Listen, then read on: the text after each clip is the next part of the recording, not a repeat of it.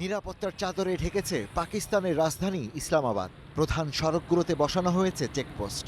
Iran যুক্তরাষ্ট্রের আলোচনার সম্ভাব্য ভেন্যু সেরেনা হোটেল সহ গুরুত্বপূর্ণ সড়কগুলোতে নিরাপত্তা কর্মীদের সতর্ক প্রহরা। ইরান যুক্তরাষ্ট্রের আলোচনাকে ঘিরে কার্যত অবরুদ্ধে ইসলামাবাদের বড় একটি এলাকা, ফাঁকা শহরের বাস টার্মিনাল। গত প্রায় 2 সপ্তাহ ধরে সরকার বাস টার্মিনালগুলো বন্ধ রেখেছে এবং এখান থেকে কোনো যানবাহন ছাড়ছে না। এতে আমাদের প্রতিদিন 3 থেকে 3.5 লাখ টাকা লোকসান হচ্ছে।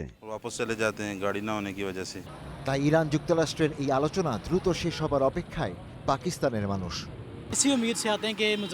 আমরা প্রতিদিন এই আশায় এখানে আসি যে আলোচনা শেষ হবে, টার্মিনালগুলো আবার খুলে যাবে এবং আমরা সময় মতো বাড়ি ও অফিসে পৌঁছাতে পারবো।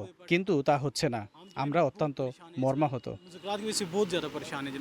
ইসলামাবাদ এমন একটি শহর যেখানে অনেক কর্মজীবী সপ্তাহের দিনগুলোতে কাজের জন্য আসেন, সপ্তাহ শেষে আবার পরিবারের কাছে ফিরে যান।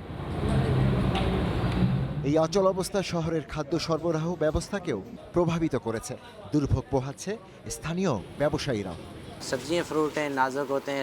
রাস্তা বন্ধ থাকায় বড় ধরনের সমস্যা সৃষ্টি হচ্ছে। সরবরাহে বিলম্বের কারণে ফলমূল ও শাকসবজির মতো পচনশীল পণ্য নষ্ট হয়ে যাচ্ছে। এতে ক্রেতারা বাজারে আসছেন না।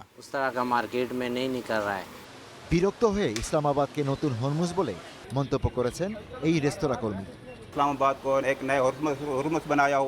ইসলামাবাদ 2 সপ্তাহ ধরে বন্ধ, ব্যবসা বাণিজ্য প্রায় নেই।